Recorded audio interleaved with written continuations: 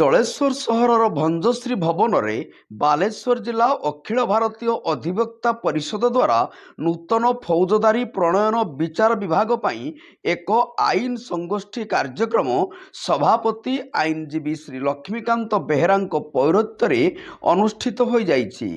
ଏହି କାର୍ଯ୍ୟକ୍ରମରେ ମୁଖ୍ୟ ଅତିଥି ଭାବେ ଓଡ଼ିଶା ହାଇକୋର୍ଟର ଡେପୁଟି ସଲିସିଟର ତଥା ରାଜ୍ୟ ବାର୍ କାଉନସିଲର ସଦସ୍ୟ ପ୍ରସନ୍ନ କୁମାର ପାଢ଼ୀ ଯୋଗ ଦେଇ ସମସ୍ତ ଆଇନଜୀବୀ ମାନେ କିପରି ସେମାନଙ୍କ କାର୍ଯ୍ୟ ସହିତ ସମାଜସେବା କରିପାରିବେ ସେ ସମ୍ପର୍କରେ ବିସ୍ତୃତ ଆଲୋଚନା କରିଥିଲେ।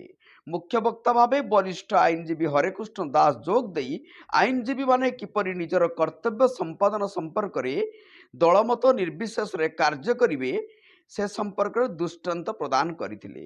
ସମାଜର ତଳସ୍ତରର ବ୍ୟକ୍ତିଙ୍କୁ ନ୍ୟାୟ ଦେବା ହିଁ ଅଧିବକ୍ତା ପରିଷଦର ମୂଳ ଉଦ୍ଦେଶ୍ୟ ବୋଲି ସମସ୍ତଙ୍କୁ ଆଇନଜୀବୀ ପରାମର୍ଶ ଦେଇଥିଲେ।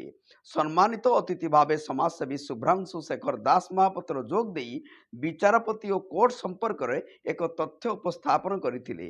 ପ୍ରାରମ୍ଭରେ ଜିଲ୍ଲା ସମ୍ପାଦକ ଗୋବର୍ଦ୍ଧନ ସାହୁ ସଂଗଠନର ବିବରଣୀ ପ୍ରଦାନ କରିଥିଲେ।